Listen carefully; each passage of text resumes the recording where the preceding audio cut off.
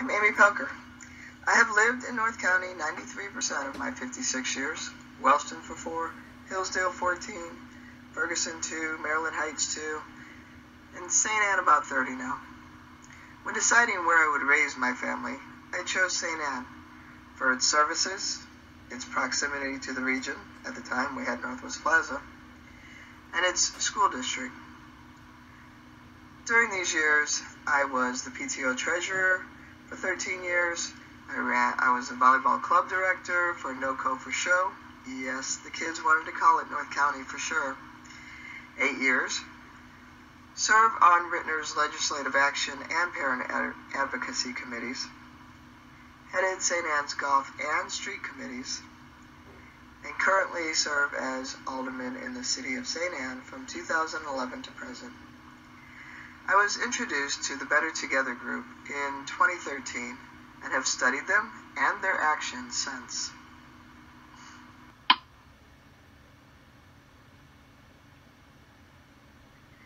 So today we are here to learn more about why our answer to the Better Together constitutional amendment proposal is still no.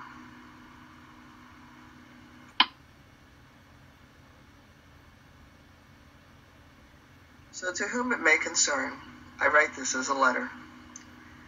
I ask that you vote no on a constitutional amendment for November 2020, proposed by Better Together, a nonprofit group sponsored by billionaire Rex Singfield, whose members for the most part are not from the St. Louis area, as I understand it, and taking out the emotional factors of this proposal, i.e., said fragmentation being the cause of St. Louis City's failed economic development, its crime, murder rate, its failing infrastructure, the fact that 40% of their land is not taxable because it's tied to non-taxable entities like hospitals, colleges, government buildings, charities, shelters, schools, their continuous dropping bond ratings, the fact that their leadership has given away much of their remaining tax opportunities through TIFs. The city of St. Louis has just over 150 TIFs within its boundaries. The city's inability to pick up trash consistently, and policies of putting leaves in the streets that led to cars catching fire. Finally, the fact that our county executive is under a federal microscope. So we'll put all those aside for us. So let's look at the proposal for what it says and means itself. The proposal eliminates the entire Article 6 and replaces it, which means the method devised by our ancestors, the Board of Freeholders, which is meant to merge these type of issues, will be eliminated from the Missouri Constitution and could never ever be used again. The document states that the Metro City's first mayor will be the individual that was in the St. Louis County executive position on January 1st, 2021. That would still be Stinger. The Metro City style of government relies heavily on the mayor having all the executive and administrative powers. The mayor gets to appoint the Metro City lawyer and 4 deputy mayors that will never ever be elected into office. Let's talk about this St. Louis Municipal District. This district is made up of the old entire city of St. Louis. It is governed by a new 5-person board that is again unelected, but appointed by the transition mayor. That's Cruson. With any of its successors not being elected, but appointed thereafter by the Metro mayor. Stinger again. These 5 people will hold office until the Metro mayor decides to replace them. Can we imagine? Didn't do what he wanted? You're replaced. Keep doing what he wants? You're not.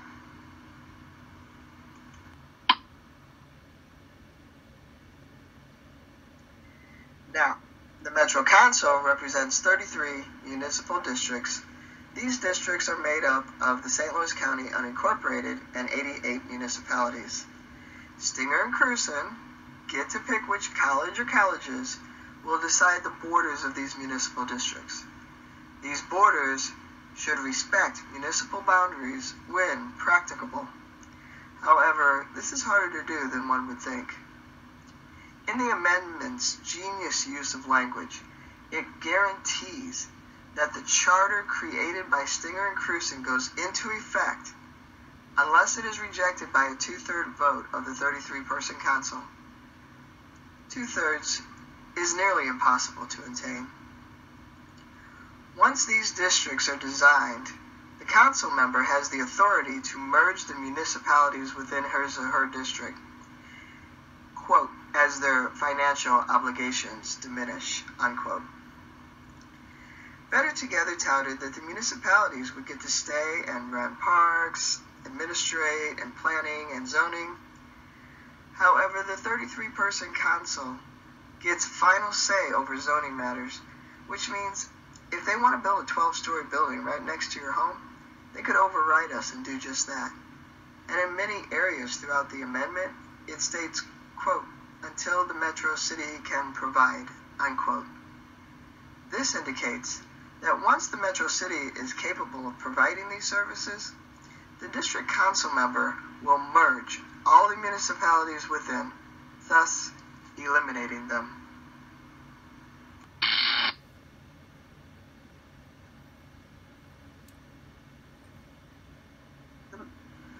The Metro City government will be located within the borders of the old city of St. Louis, bringing new employees to the earnings tax pool. Now, the 1% earnings tax will be used to pay off the city of St. Louis's $2+ billion debts. It is to be eliminated over a 10-year period, and new employees to the Metro City will get an end-of-year tax credit, which is already available. With the city of St. Louis having a $1.115 billion operating budget, where will the money come from to run the day-to-day services of the city? The amendment allows for the Metro City to pay for the services of the St. Louis Municipal District, which means you and I will be paying for the St. Louis City services, as they're confiscating municipal sales taxes. In order to make this work, the amendment confiscates the sales taxes, etc., of the county and its municipalities, and leaves the municipalities with only its property taxes and utility taxes to pay for its parks and administration duties, as well as any remaining financial obligations, including pensions for its remaining employees, as well as the employees that the Metro City confiscated to become their employees or terminated because they didn't need them. Pension issues present several questions, all their own.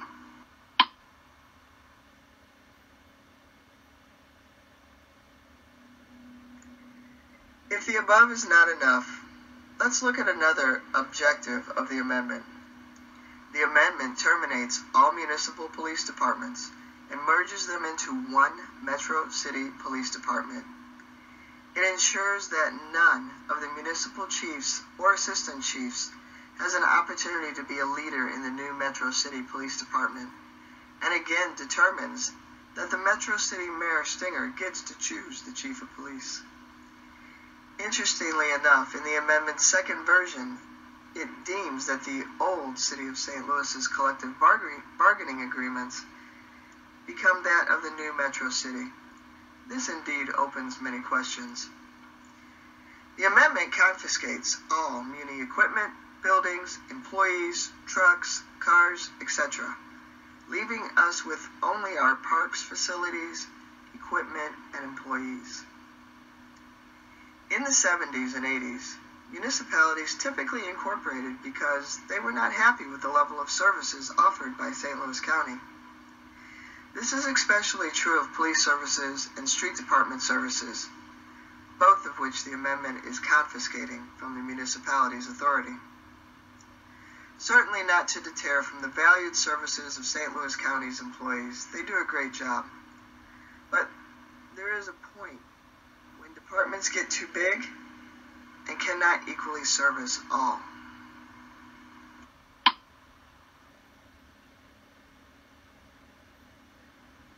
Most municipalities can supply their communities with community policing. For us, that's officers who know most of us and our needs. 2-minute service times, DARE programs, SROs, neighborhood watch programs, officers at all community events, etc., etc. The average service times prior to incorporation were 10 to 20 minutes. This was felt to be too long by those who incorporated and most of us today. Our street departments perform various duties: yard waste, tree trimming, street cleaning, sidewalk repairs, grass cutting, street repairs. How efficiently will all of these services be done? We can already see how efficiently the city of St. Louis and the county have taken care of these. But most importantly, during the winter months, plow our residential streets. St. Louis City does not plow the residential streets, which leaves their residents unable to get off their streets to even go to work in a large snowfall till it melts. So one has to ask, how does an ambulance, fire truck, or officer get to these residents in an emergency?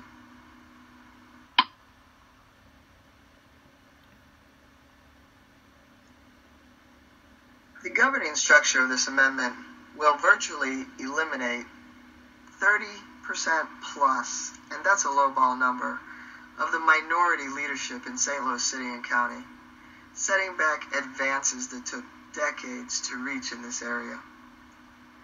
Presumably, one of the reasons for this amendment is to create equity for all areas of St. Louis. Yet we need only to look to the very examples that they shove at us, Louisville, Indianapolis, Nashville, to see that equity for all has not been accomplished in those cities. And they've had Better Together for decades. In Better Together's meeting on 3/20/19, Marius Johnson verified that municipal districts would be able to levy, quote, additional taxes to get better services. He called them premium, inclusive of police and streets. So what about that equity for all claim? We're not all going to have the same services. The new Metro City promised jobs to all current St. Louis City and St. Louis County employees. Yet we see on page 6 that divisions, departments, boards, commissions, etc. will be cut. They state, we will save 50% of our property taxes. Yet this is only the, quote, general St. Louis County personal property tax. So a home worth $100,000 would approximately have a savings of only $58 for you. Although I imagine big business would save a lot more money. Their financials were based on 2017 numbers, but legislation has been handed down after that year that has affected the budgets, and they failed to account for that in their numbers in totality.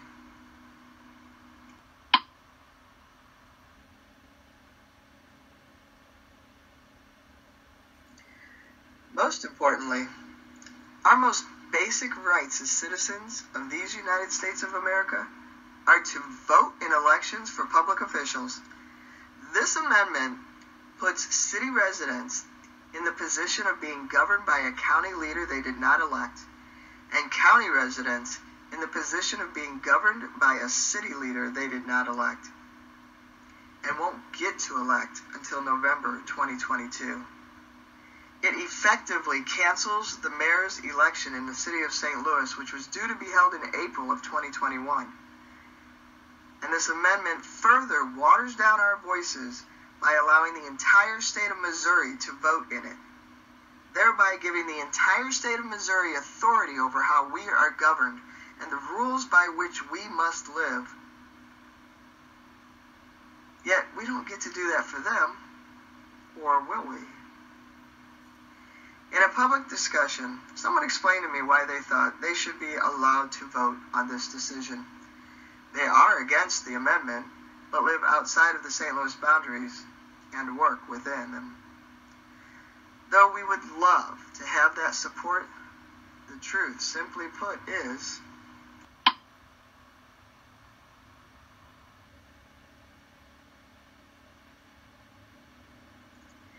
It's not their tax base, sales, personal property, utilities being directly affected. It will not be their street crews and the jobs they do for us, especially when it comes to snow removal, that they will be losing, or high grass due to lack of enforcement as the codes are now enforced by the new Metro City. It will not be their police departments that are being confiscated from them. Thus, they will not be losing additional police protections that we enjoy every day and pay extra for happily to keep us from becoming victims of crimes before the crime happens versus after. They will not have to suffer through increased crime as a result of losing, say, 5 officers on the roads 24/7 that are replaced by 1 officer on the road 24/7 because the population statistics dictate that's all that's needed. It won't be them that has to live under a government that they were not allowed to elect. It will not be them struggling to provide the standard of park services we are used to due to the confiscation of our sales tax dollars and having to pay the pensions of current, past, and Metro City employees out of the property taxes and utility taxes we are left with. But, of course, this is meant to work towards our elimination as a city to begin with. It will not be them that has to live under a charter that cannot be changed except by a 2/3 majority vote, which is, again, near impossible to attain.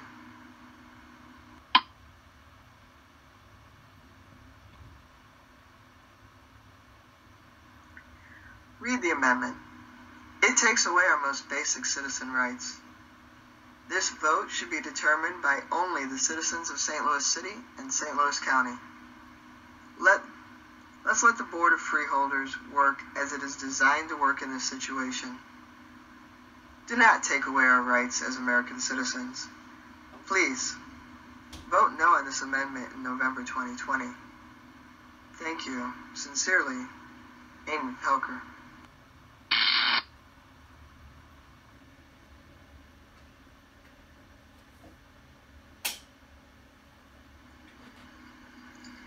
Please feel free to contact me if you have any questions.